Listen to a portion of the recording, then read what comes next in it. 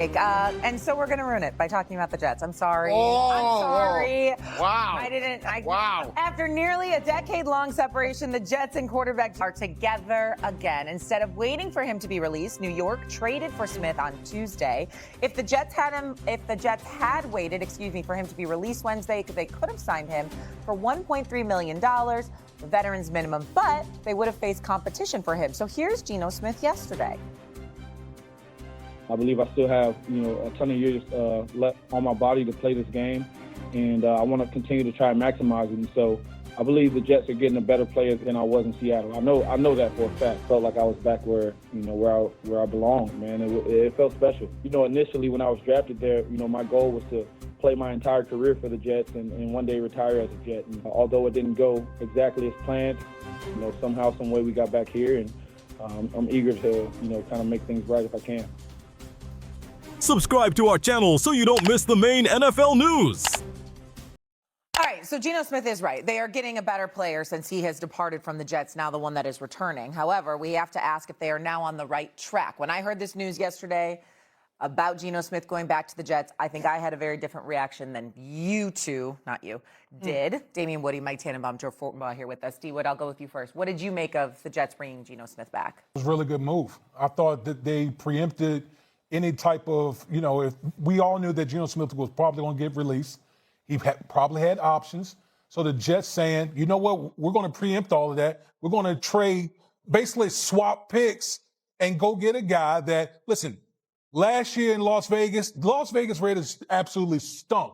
They had the worst offensive line. You could make the case the worst roster in the National Football League. If you look at the 3 years prior in Seattle, Geno Smith played like a top 15 quarterback in the National Football League. If the Jets are getting that, they are getting a massive upgrade at the quarterback position. And then to go along with some of the other moves that I think GM Darren Muji and Aaron Glenn have made, I think they've absolutely raised the floor of where they are right now. Interesting wording. Go ahead. Yeah, I thought it was a masterful move for a number of reasons. Shit, I cannot believe you don't agree, because this is the ultimate try to win for today and develop for tomorrow. You have maximum optionality. You have 5 first-round picks, and to have the certainty of bringing back Geno Smith as a great bridge quarterback, and D Wood talked about like leadership, bringing back Demario Davis, bringing Minka Fitzpatrick to the Jets, to me, is helping stabilize the team. And again, nobody has more draft capital. And from a Geno Smith perspective, I'd say this: when you talk to veteran quarterbacks and recruit them, which I did a lot, first question is, how am I going to be protected? And you think about Armand Membo, Olo Fashanu, you think about Tippmann. That is a great place to start in terms of the offensive line. Ironically, they brought over Parham from the Raiders as well. So if I'm Geno Smith, I know I'm going to be protected. I got Garrett Wilson, Mason Taylor, Breece Hall. So the cupboard is not bare on offense. If I'm Geno Smith, this is a marked improvement over the offensive situation from Vegas. In a vacuum, the Geno Smith move, it makes plenty of sense, right? He comes in, veteran. He had a nice run in Seattle, and the Raider run was who was going to produce with that offense. Yeah, that is not his fault. No one. So I like the move of Geno coming in, but big picture, what does that tell us? It tells us the Jets are not going for their quarterback of the future this year necessarily. They might be looking a year down the road. Wait, how do you know that? How do you know what they're doing at 16? Maybe it's their guy, and then they're going to sit him for a year. But this is ultimately what worries me. If we're going to go Geno this year, we're going to take our time. Year one of Aaron Glenn was an awful year. Not to say it's on him, but that was just an awful year for the Jets. If this year is awful as well, if this doesn't show this thing's moving in the right direction, you could see Woody just deciding we're going to make a change. And then what was the point of any of this? Because now a new group is going to come in and have to reboot the whole thing. That's what worries me. Ooh, that's an all-time $100 to the center on that one. I mean, that's an all-timer right there. It's my son who always costs me money one way or the other. It's on silent, and he's a favorite, so one way or the other. But that's what worries me about the Jets, is that if this year's about, all right, we're going to get organized and we're going to try to move our way into the future, then next year we make the big splash or whatever it may be, if this doesn't go well enough and they don't look like they're trending right, you blow up the organization again, and we're just right back where we started. But how can you not say they're going to be better this year? They've added so many good players. I'm not saying they're going to be elite this year, but there should be meaningful progress. And again, when you add that and bootstrap 5 first-round picks, like, that's the ideal situation you want to be in. How have they been with developing talent? They've actually been pretty well, to be honest with you. They've had talent. They just haven't had talent. What they haven't had It's culture. That's where they've been lacking. They've had talent. They dealt away talent this past season with Sauce Gardner and Quentin Williams. Exactly. They've had to, right. So now what Aaron Glenn has done is said, you know what? The culture in this building has stunk. That's why I go out and trade for Minkah Fitzpatrick. That's why I go out and go get a DeMario Davis, proven veterans who've done it all throughout their career and who are willing to mentor these young players. Because guess what?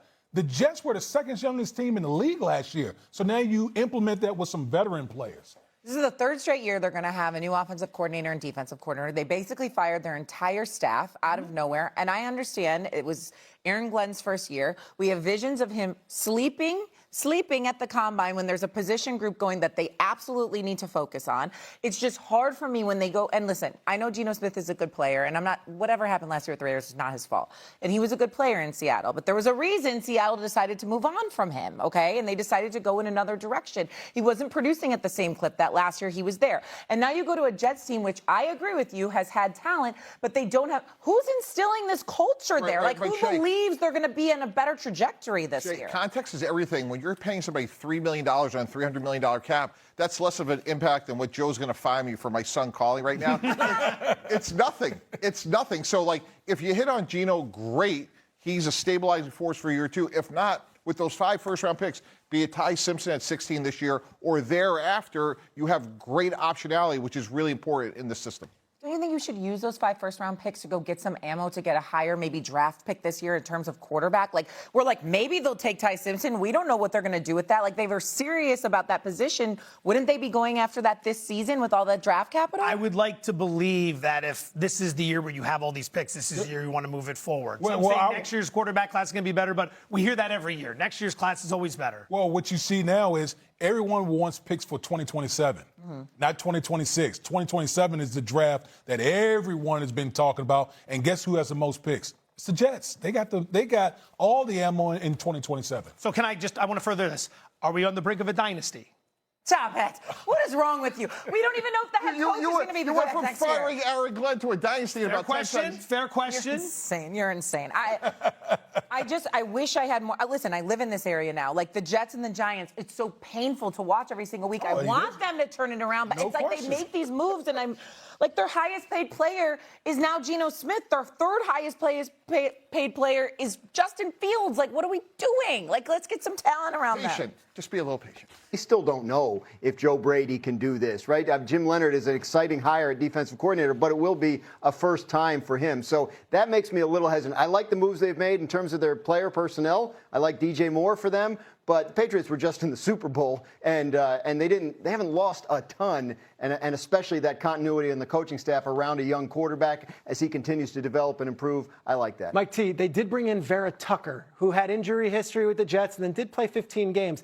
Do you feel better about the offensive line because of that addition? I do. And again, we've talked a lot about risk-reward take. Kyler Murray with Minnesota, what we just talked about with Bradley Chubb. Sometimes you have to take risks. Mike Evans, and I think Vera Tucker, absolutely. Look, we saw the difference in the game in the Super Bowl was the lack of the offensive line being able to hold up against Seattle. So if you could get a year or two out of Vera Tucker, that is a very good signing. Damien?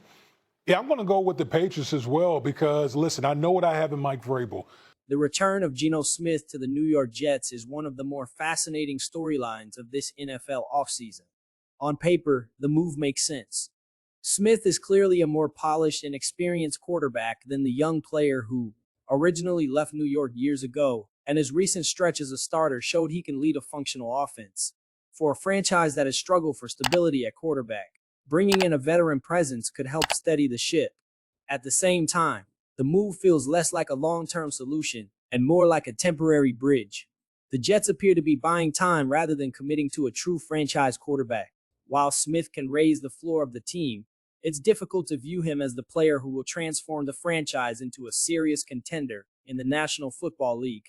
Another important factor is the organizational instability that has surrounded the Jets for years.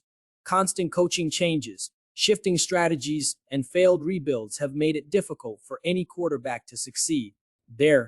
Even if Smith plays well, the bigger question is whether the franchise itself can finally establish a consistent culture and long-term vision. Ultimately, this move feels like a cautious step rather than a bold one. If Smith performs well, the Jets could become a more competitive team in the short term. But unless the organization finds a clear long-term answer at quarterback and builds stability around him, this reunion may end up being just another chapter in the Jets' ongoing search for direction.